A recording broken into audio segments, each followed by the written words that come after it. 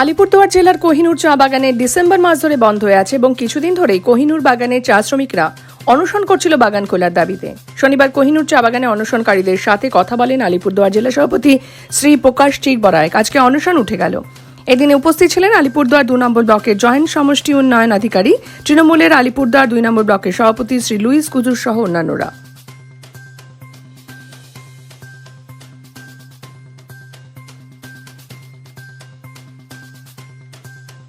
ওদেরকে আশ্বাস দিলাম যে রিসেন্ট এদের সমস্যার সমাধান হবে।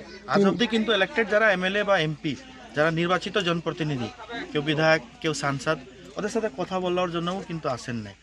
আমরা একটাই আবদার করব, আমিও কিন্তু চা বাগানেরই ছেলে, এবং রাজ্যের মাননীয় মুখ্যমন্ত্রী প্রত্যেকটা চা বাগানের শ্রমিককে যেভাবে শ্রদ্ধা করেন, যেভাবে উনি মান সম্মান দেন, কোনো অন্য মুখ্যমন্ত্রী কিন্তু দেয় নাই।